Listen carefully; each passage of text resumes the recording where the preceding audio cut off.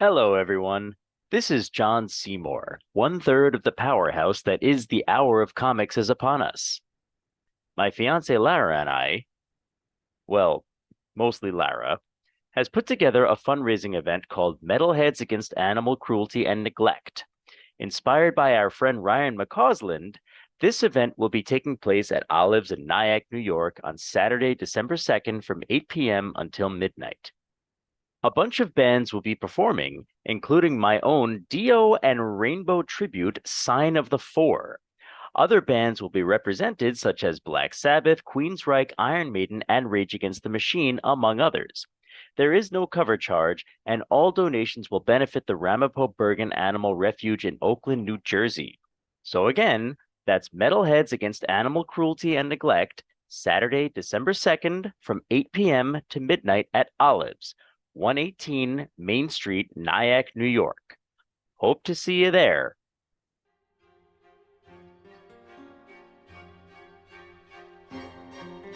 In a world where good comics are made into bad movies, three nerds with their Overstreet price guides at the ready fight to educate you about the truth of the best comic book stories.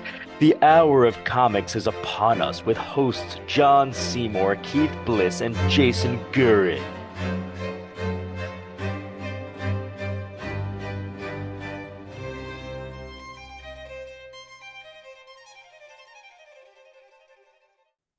Got to make sure I don't miss any gems, any gold nuggets. I'm gonna say pearls of wisdom. Pearls of wisdom from DJ Nick. It's true. Geez, okay. All right. I'm just gonna pull up my notes here and we can be good to go. You know why? Because I went to the library to print out these notes and I realized I was running late. So in my haste to get back up to my apartment, I left my notes in my car. So Aye. oh That yeah. sounds about right. That's Murphy's Law right there. Oh yes, oh yes. Well, that's fine. I have them on my laptop, so it's all gravy. It's all good in the hood. Yay. Okay. Hello everyone. How are you doing today? Swellerific. Doing You good, you're doing good. you're doing nice, you're doing groovy. All right. So, Keith had mentioned previously that he wants to do something that is not DC or Marvel. He's like, let's break the pattern. And Yes. I said, okay, if that's what you really want. And so Keith and Jason were kind of going on like, oh, what can we do that's not DC or Marvel? They came up with a few ideas, and I said, you know what, we're doing the Mask, and that's why we're doing the Mask right now. Catch So everybody off guard, go completely left field. catch everybody off guard, left field. I only gave you like 2 weeks to prepare for this. It's like hardly enough time. Well, when I was in outer space saving the moon, I couldn't really read all Yes. my comic books, so And, I and got to also, get caught I'm, up. I'm sure that Keith is sick and tired of talking about Marvel and DC because of Happiness and Darkness as well. So he needs a change of pace. It's nice to freshen things up. It's true. It's It true. was a good change. All right. Well, so before we get into it, let me introduce my all-star panel. I'll call it. So we got our regulars here. Jason Gurin. How are you, Jason Gurin? Well, you? I'm good. I'm set up here. Usually I do these in the bedroom, but Yeah. because Lara isn't home, I said, oh, you know what? I can set up in the living room. It's easier for me.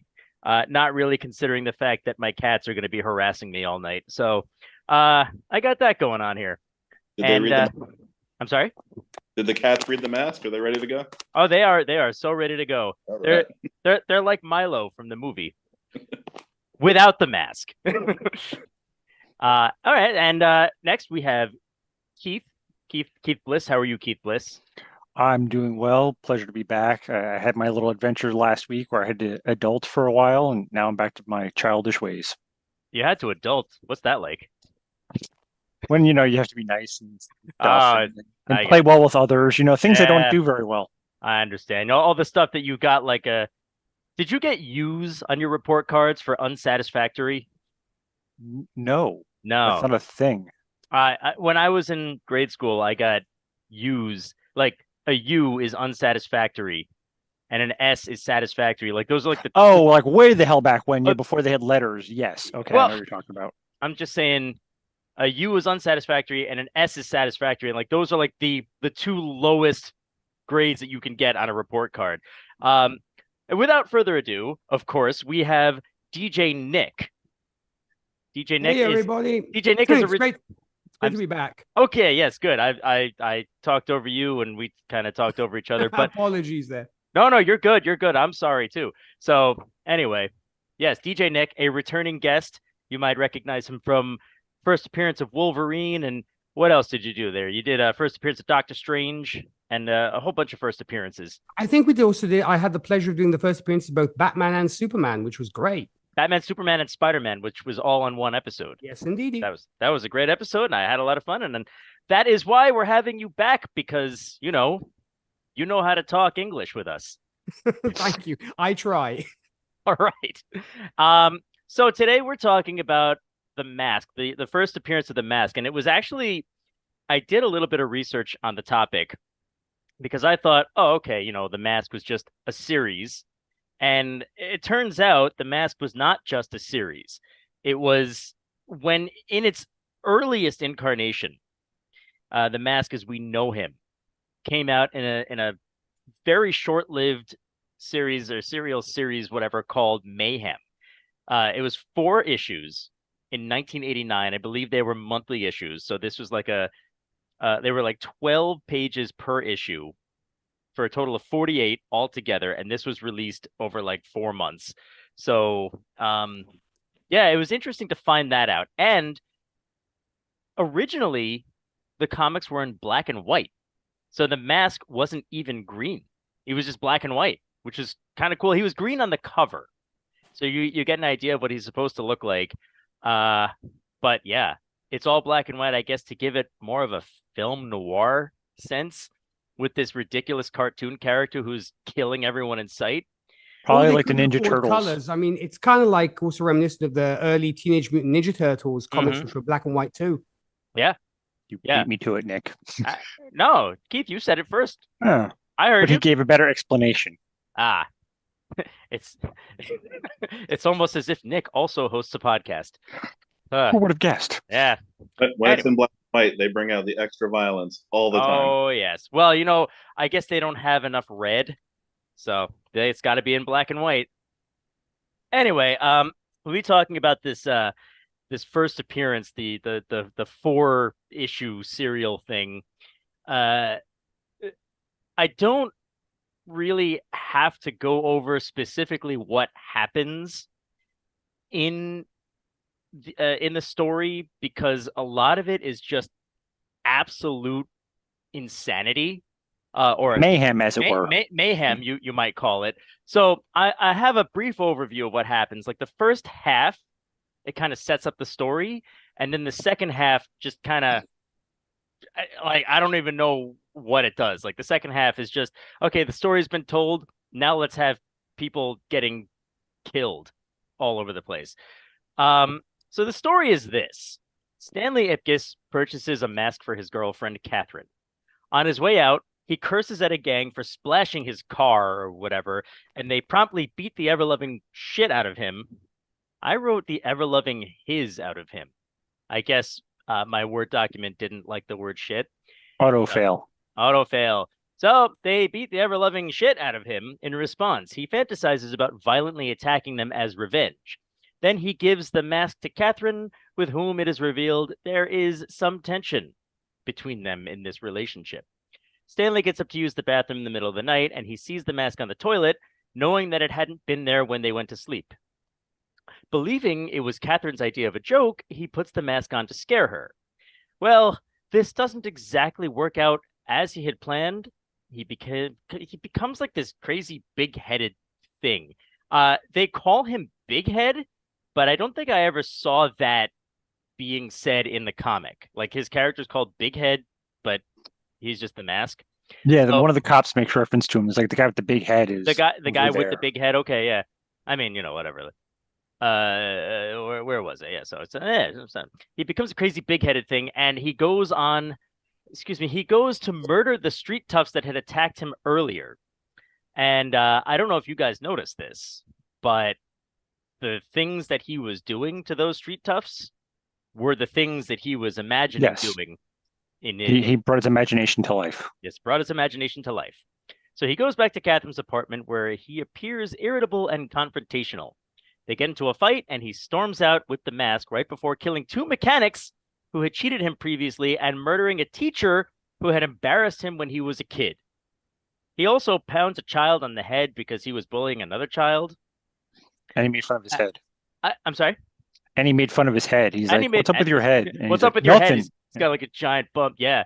So, but I do need to state for the record this. He did all this right before deciding that he would start being a superhero first thing tomorrow. That was always the joke. It was like, Right, I'll do right. it tomorrow. Right. But he's going to be like, I was like, oh, I'm going to be a superhero tomorrow, right after I basically murder all these people in cold blood for After I'm a villain for a while. Yeah, exactly. It's like I murdered my teacher because she embarrassed me when I was a child. Like, god damn, this guy, you know, well, we'll get into the discussion later on. So, after being satisfied that he had gotten revenge on all the people who had wronged him, Stanley decides he would leave the mask behind and focus on mending his relationship with Catherine. Things seem to be going well until she sees him guffawing about the mechanics who were murdered. Horrified. Sorry, what was that word again? Guffawing, guffaw, like laughing, Laughing very heartily. Yes. laughing like an idiot, basically, Right. about the guffawing. Yeah, Well, cackling. Yeah. Okay. yeah. So anyway, so when she sees this, she kicks him out and tells him never to come back. Now, that's the first half of the story. On his way out, he goes, just one thing that I want to say. Can I have the mask? And she's like, get out. So the second half of the story is basically an out of control free for all involving Stanley breaking into Catherine's apartment to get his mask back, or should I say the mask back, because it was a gift to her. Catherine calling the police, and Stanley finding the mask just in time to pick off every officer who tries to stop him. The police murders become more and more violent and psychotic, concluding with him essentially setting the city on fire. During this fiasco, Catherine figures out that the mask turns Stanley into this murderous psycho. When he comes back, he takes the mask off. Catherine puts it on and murders Stanley. You kind of flip that around. She murders Stanley and then puts the mask on. As he takes the mask off, she shoots him, picks it up, and puts it on. Is that right? Oh, Yep. Okay. Oh, cool. Because I thought I saw her kind of like, you see like the shadow of a hand on the mask before he's shot. So I think it's a little ambiguous. Well, he'd have to have the mask off for her to kill him. Right. The mask was off. Oh, in terms of, I got you. Yeah. Right. You see the shadow of his hand. It does seem a bit ambiguous. And I also don't think that she would have done it if she wasn't wearing the mask. That's why she put the mask on, I think. Maybe. So yeah. Well, since you're getting us started here, Keith, what are your thoughts here? It's completely off the rails, which is kind of par for the course for when this came out. And I get why they toned it down a lot. You mean for Jim Carrey? For Jim Carrey's character, I think Jim Carrey made a good version of this character in terms of his mask form. But the flip side of all the whatever that's happened to him, all the trauma and whatnot, was definitely represented better in the comic book. Granted, it did get a little petty after a while. Like he ran over the guy who owed him $60. Yes, that was I forgot to mention that. And that he's like, oh, I already got back at all the people that I wanted to get revenge on, and he's like, oh damn, I forgot about the guy who owes me $60.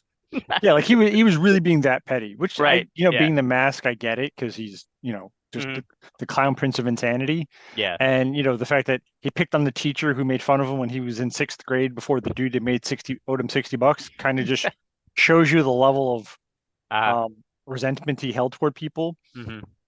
I thought it was interesting. I liked the artwork and the style, and I was reading the omnibus and it was colorized, so it was interesting to see the representation of the characters in color, because if you see them in the like you said, the black and white or even the Jim Carrey iteration, it's like a whole different level of detail and everything. So to watch it here or to read it here is interesting. And it's also interesting to see like the artwork and everything progress, like how he's talking gets a little more deranged as he's the mask longer. And then spoilers, when you flip over to her side of the story, the artwork changes a little bit more and it kind of the dialogue gets better and it just shows you like the different iterations of the character, like how Stanley was very much a down on his luck, deadbeat, don't know why he's in this kind of predicament, but we're starting at that point and we're going to go. And he really does not have many redeeming qualities, where at least in the live action, he had like one, maybe two. This one, none at all. Like you were like, all right, I'm good. You got your just desserts. And, one panel, he's wearing camouflage and almost beats his girlfriend. And that's the point he realizes like, maybe there might be something wrong. Like not the murder of, the guy who owes him $20 or the teacher. No, that's fine. Slapping your girlfriend. Whoa.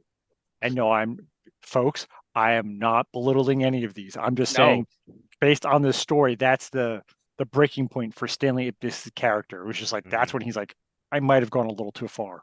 So it was kind of interesting to see like that was the quote unquote breaking point for him. Yeah, he was such an unlikable character. Yeah, exactly. I didn't even get this good-looking girlfriend of his. I'm like, he shouldn't even been able to pull that. That didn't make any sense. Yeah, little nebbish family here.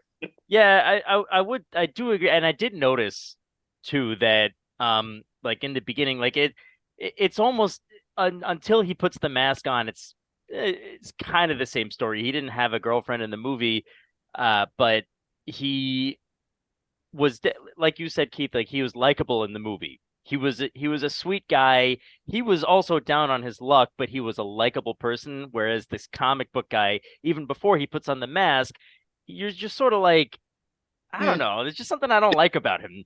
Exactly. Right. So Jason, I'm sorry. I hope I didn't take your comment there.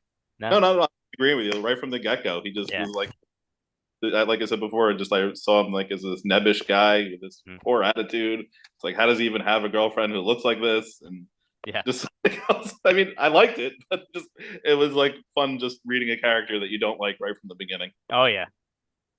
Okay. So Nick? Well, when it comes to this story, I wonder whether it might have been influenced by the crack epidemic, which was spreading in the States between the 80s and the 90s, in the sense that it feels very much like The Mask is a drug, in the sense that the more Stanley uses it, the more he becomes addicted and the more violent he becomes. And as I said before, unfortunately in the States between the 80s and the 90s, there was this huge use of cocaine and of crack in major cities. And so I wonder where that might have influenced the writers when it came to creating a character like this, because of how addictive the mask becomes, and it causes you to react so violently when it comes to certain situations. Added to that, I also very much got a Dr. Jekyll, Mr. Hyde vibe from it as well, because just like in the story by Robert Louis Stevenson, the more Jekyll turns into Hyde, the more violent he becomes, and it's harder for him to abandon that persona. So I wonder whether that is what was going on with this particular story. Of course, the guy's completely unlikable. He's more of a villain than a hero when it comes to this story. He's not a hero at all in the comic. No, that's exactly it. And so that's what I kind of got as a vibe when it came to this particular story, because we were right on the tail end of the Reagan presidency. And of course, I said the crackdown on drugs and what a big problem it was. And so it's that's very much the idea, and the thing of what is the concept of addiction. And I also wanted to add, I want to send a huge shout out to one of my dearest friends, Francesco Zuretti, who is a huge fan of the movie. In fact, him and I were actually hanging out in his car, and he was blaring the soundtrack from that movie. And I was saying, I'm going to actually be on a podcast to talk about this character. So I want to send a shout out to him as well. So those are my 2 cents anyway. Great, cool. So to me, now I realized when they tried to do this in the movie, it didn't translate as well, because, like we were saying, the Jim Carrey Stanley Ipkiss was likable. He he liked watching cartoons, so they gave him that as sort of like a springboard to what he would become when he's the Mask. So it seems to me that when he puts on the mask in the comic, he becomes a greatly exaggerated version of himself, and he does things that like as Stanley Ipkiss, independent of the mask, he wants to get revenge on everyone. He's just always angry, he's always irritable. As the Mask, he's also angry and irritable, but he can do something about it.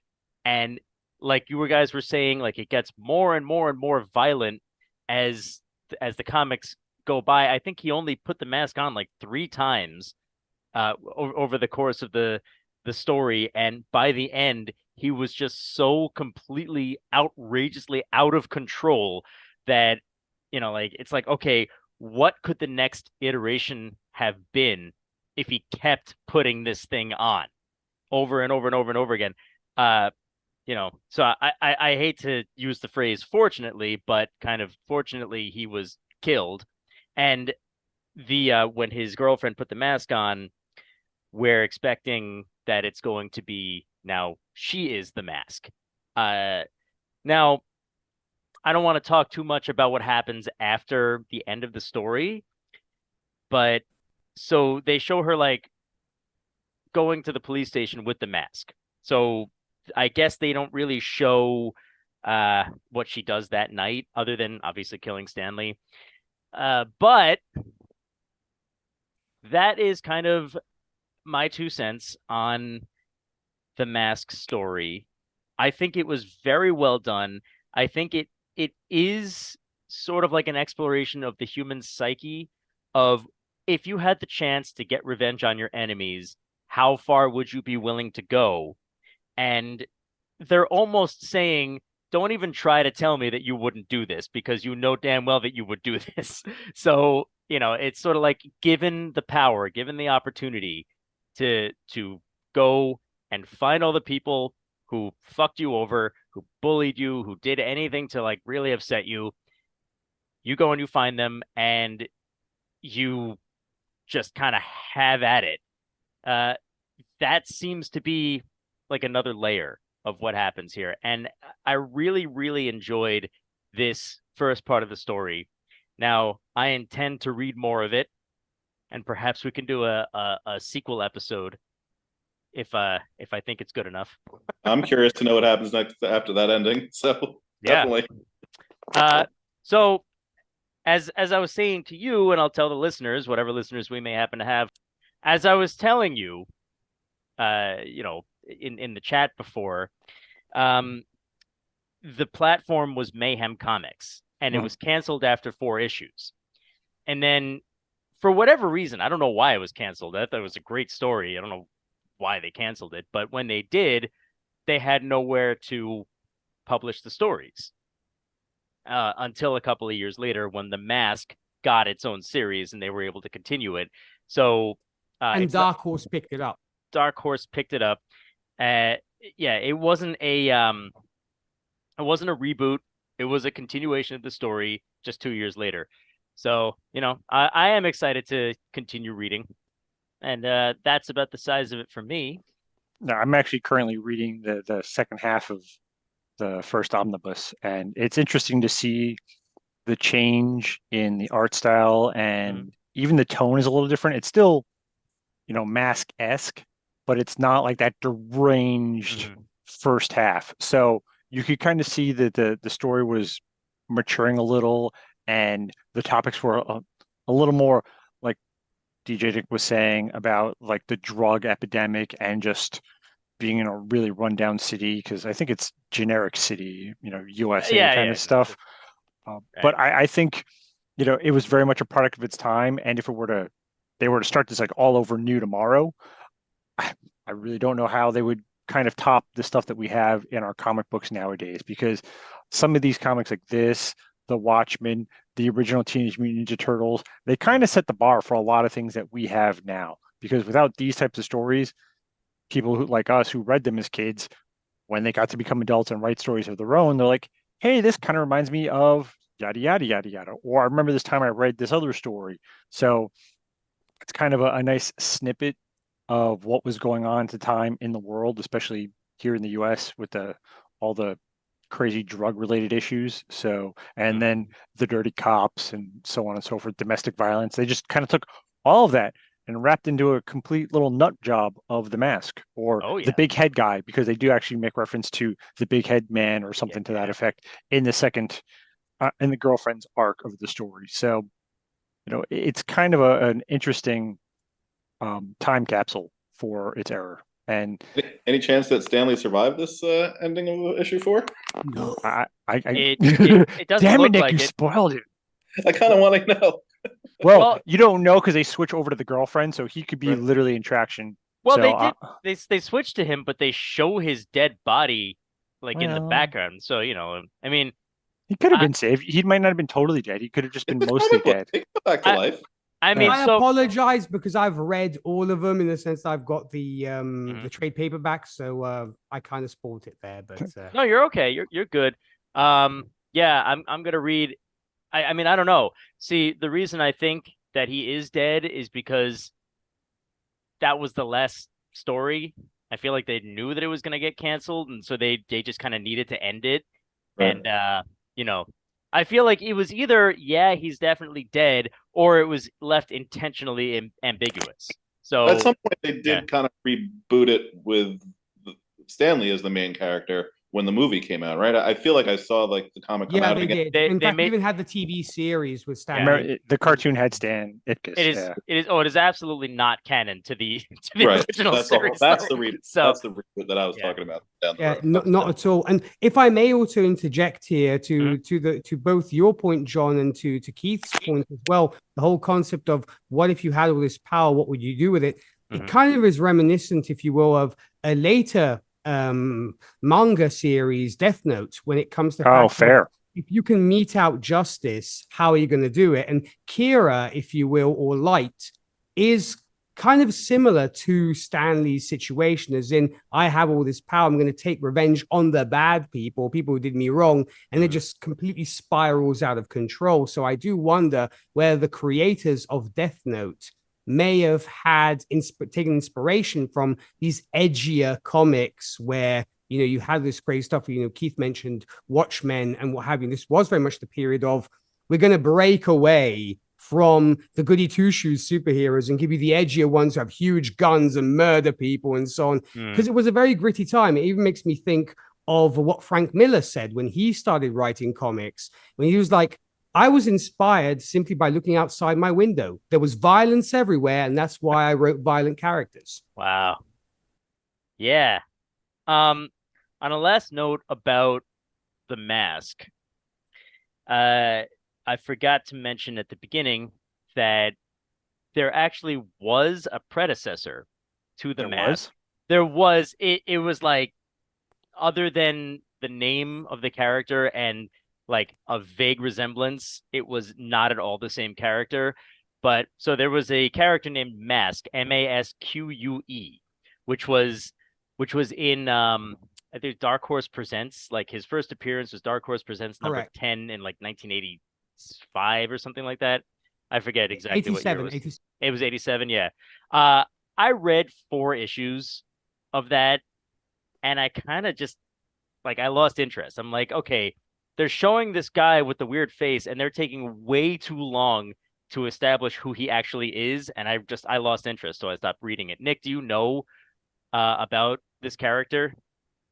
I mean, he does continue, because there are kind of 2 parallel, should we say, situations where you have Mask, Masque, and Big Head, but that kind of fizzled out, and they carried on with should we say, the whole Big Head thing, because then when Dark Horse took over, you have all these series later on with things like The Mask Strikes Back and The Hunt for Green October and all this kind of stuff. And so that kind of fizzled out after a while, but they were almost like parallel, if you will. But I agree with you. Masque, Masque was kind of garbage, if you ask me. They're probably testing the waters with that one.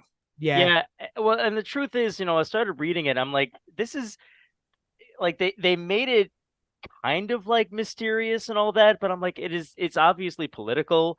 So I'm like, okay, not really into this. And that's my final thoughts on The Mask. Does anyone else have any other final thoughts?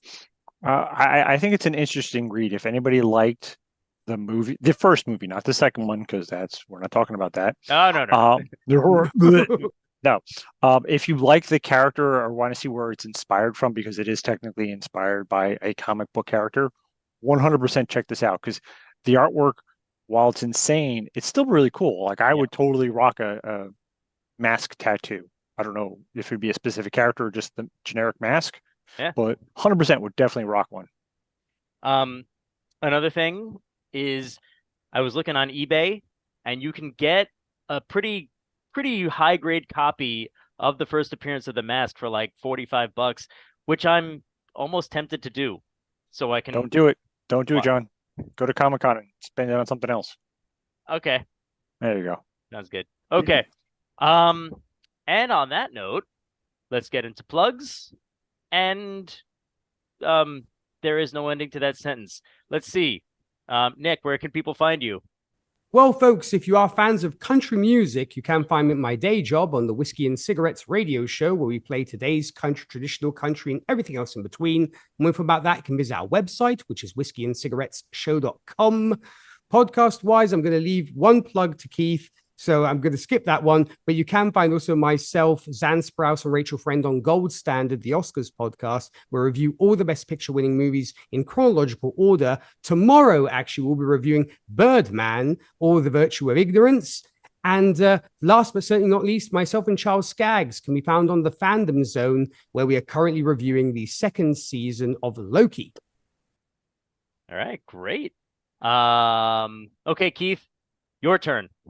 He set me up. Like I built up all those hypes. Yeah, I don't have a script as much as DJ Nick has, but you can find myself and DJ Nick on a type of similar podcast called The Happiness and Darkness, the superhero movie podcast.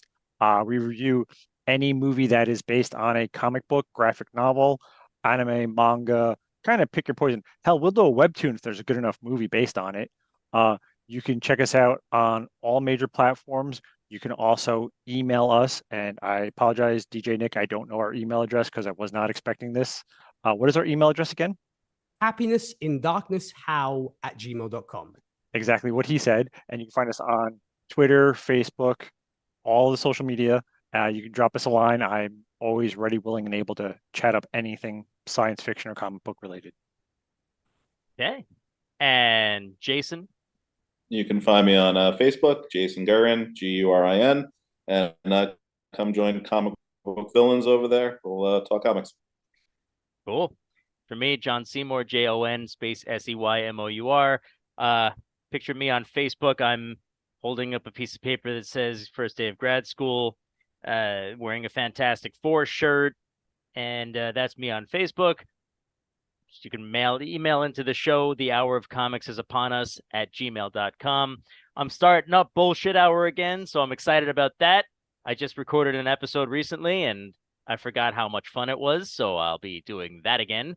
Let's see, anything else? Yeah, we can email into that show, bshour6@gmail.com, bshour6@gmail.com. And Greg Vorab has Star Trek The Undiscovered podcast. Listen to that. That's a good show. And I am also very excited to announce right now that my fiance Lara and I are we're running a fundraiser. It's called Metalheads Against Animal Cruelty and Neglect. We're having a few bands, metal bands. One of my own bands is going to be there, Sign of the Four. We do a lot of Ronnie James Dio, Rainbow, Black Sabbath stuff. And we got a Rage Against the Machine band. We got a Queensryche band. It's just all around a lot of fun. And it's for a great cause. Come, donate some money. It all goes to an animal shelter. And that's going to be December 2nd. We start at 8 p.m. And it goes until about midnight, maybe 1 a.m. It's at a place called Olives in Nyack, New York. That's December 2nd, 8 p.m. Don't miss it. That is. You what? I said I actually know where that is. Well, good. Maybe you should come and experience it. Yeah, I'll start driving now. It'll take me like 12 to 13 hours. 5 years. Well, you know, I'm not walking. It's in like 7 weeks, so you have time. I'll pace myself. All right. And on that note, I will say good night, and I will say, Nick, best of luck to you on your Canadiens game tonight. Thank you, sir. We made it to the end of this recording before the game actually started, so you never. I appreciate it. Thank you very much. So you never had to look at your phone. Oh, no, right. And also, Matt, I also want to thank you, Keith and Jason, for having me on again, guys. Thank you so much. It's always a joy. Always love hanging out with you guys. So thank you very much. All right. Excellent. Always a pleasure having you on the show too, Nick. And yes, we will definitely do it again. But for now, I will say good night, everyone. Good night.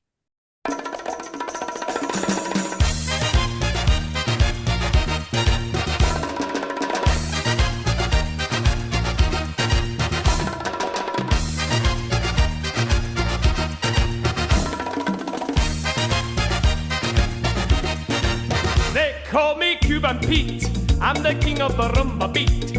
When I play the maracas, I go chick, chicky, boom, chick, chicky, boom. Yes, sir, I'm Cuban Pete, I'm the craze of my native street. When I start to dance, everything goes chick, chicky, boom, chick, chicky, boom. The senoritas, they sing and how they swing with their sombrero. It's very nice, so full of spice. And when they're dancing, they bring a happy ring that I